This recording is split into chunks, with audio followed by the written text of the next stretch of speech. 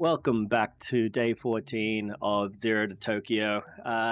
We learned some useful stuff today. We learned some useful verbs, and that one vowel can change I go to I can go. So good to know. Good to know. Yeah, let's learn. Konnichiwa, and we're back. I think this is day 14. I don't really remember where we were, but glancing at the last couple of things we spoke about, we were talking a little bit about verbs. But considering where we are in the overall plan, this is day 14 of my total out of total 10 weeks. What should we cover today? Since we're in that early phase, let's lock down confidence in key phrases. We'll strengthen your must-use requests and common questions. Then, we'll introduce a small set of new verbs in polite form, just a handful you'll use daily. By focusing on repetition and fluency, you'll feel even more natural asking for things or navigating conversations. Let's get you even more comfortable today. Okay, that sounds okay. Where do we start? Let's start by solidifying your request phrases. I'll prompt you in English. You give me the polite request in Japanese. First one, please show me. How would you say that? I have not learned the word show. No problem. The verb to show is miseru. In polite request form, it's見せてください. So now you know. Let's do a couple more after you give that one a go. Okay, 見せてください. Exactly. Now that you've got that, we'll build on it. Next, let's say, please wait. You can use what you know. How would you politely ask someone to wait? I think you mentioned this yesterday, but I don't recall if you taught it to me. How do you... No worries. Wait is matsu. To ask politely, you say matte kudasai. Now you've got it. Don't worry about forgetting. We'll repeat until it's second nature. Matte kudasai. Okay. Perfect. Now that we've got a couple requests down, we can move forward. Next, we'll add a few new verbs into polite masu form.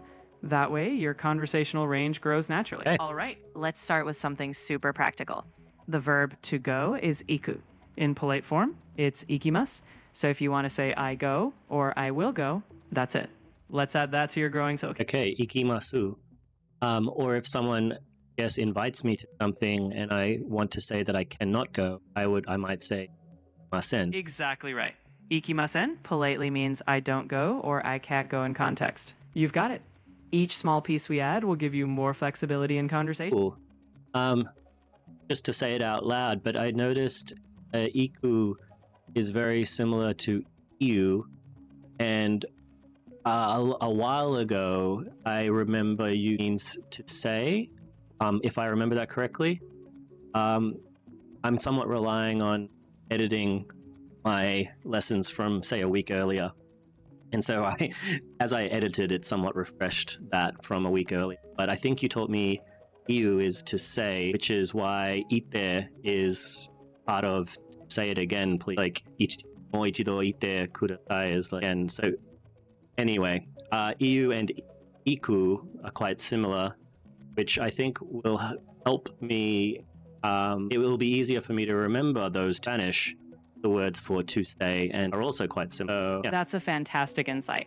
Drawing connections between languages can really solidify memory. If iku, to go, and iu, to say, feel paired for you, that's a natural hook. We'll keep leaning on those cross-language connections so your brain locks them in. Nice job noticing that pattern. Arigato. Do itashimashite. Every step counts and you're doing the work.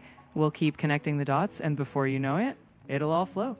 Let's keep that momentum. Now, iku is the word for I go, and so the word for to go. So if I wanted to say I go, is that just I can go would be ikumas, I guess. So is it? How would I say I go? You're almost there. The polite I go is simply ikimas. Ikimasu on its own means you go or will go. If you want to say I can go, that's ikemas. So ikimasu is simply stating you will go. No extra steps needed. Okay. So, how would we say, because it's a somewhat common phrase, I think, at least in English, let's go, or vamos. In Japanese, let's go is expressed as ikimashou. The musho ending invites someone to do something with you. So when you're ready to rally people, Ikimasho means let's go. Is that singular you or plural you, or is there a difference at all between the two, or is there only one you? In Japanese, there's no distinction between singular or plural you in grammar. Ikimasho is a general invitation to whomever you're speaking with, whether one person or a group. The context clarifies who's included. So one let's go covers it all. Right. That's good to know. Also, nice to know that there'll be one fewer conjugation to learn. Exactly. It's one of the perks. No need to juggle singular or plural forms for you. We'll keep building on these simple patterns, and you'll see Japanese has a lot of elegant simplicity. Now let's reinforce what we've learned. I'll give you quick prompts and you respond in Japanese. First, I can go. Let's hear it. Ikimasu. Close. But to say I can go, you'll use the potential form. That would be Ikemasu. No worries, it's just about practice. Now that we've clarified, let's keep going. So can you clarify for me, what exactly did I get wrong? I thought I said but I just didn't. Do I need to pronounce the U at the end more clearly? No, your pronunciation was fine.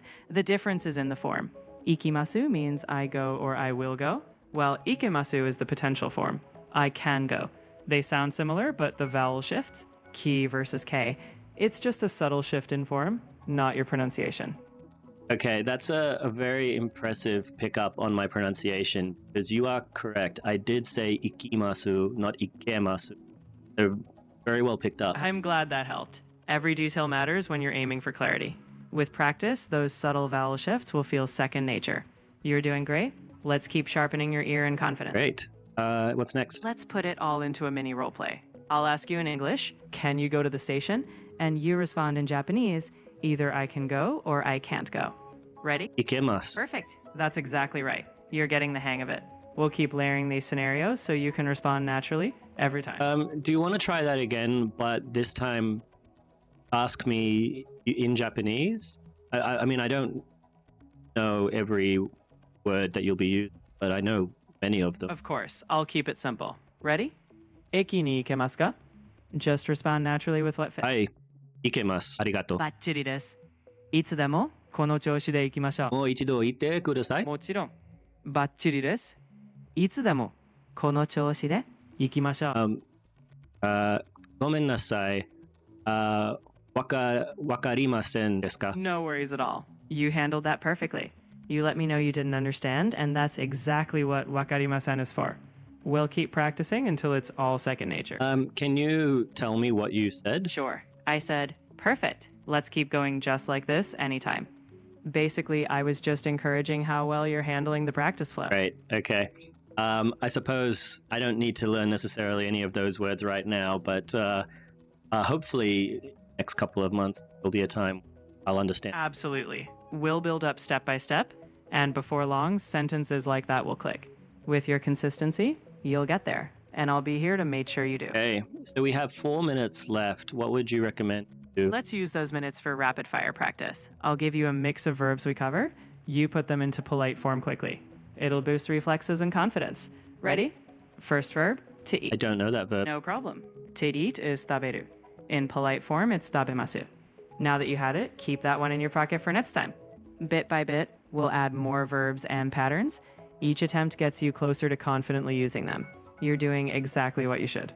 Which verbs have I learned? I feel like we've got almost maybe a dozen that we can still the last 3 minutes. We've got a good handful. You've learned iku, to go, iu, to say, miru, to see, hanasu, to speak, kiku, to listen, taberu, to eat, kuru, to come, and suru, to do.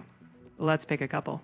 Give me to say iu in polite form, and then to listen kiku in polite form. Okay, I actually haven't learned Miru, Kiku, taberu we just learned, but I haven't learned Kuru or Suru either. They were mentioned once, but I didn't actually learn. Okay, we have 2 minutes, so rather than review, can you break down the ones that I just mentioned I haven't learned? I guess help me with a way to remember each of them? Sure. Miru, to see, is mimasu. Imagine mimasu, mi for eyes. Kiku, to listen, is kikimasu.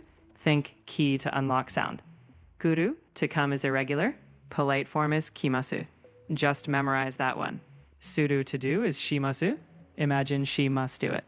Quick hooks, and these will stick over time. Yeah, these are all useful, I think, particular to do and to come. So, hopefully I'll be able to remember them. Although almost certainly we'll need to review each of these. That's completely normal. Repetition is how this sticks, so reviewing tomorrow is part of the plan.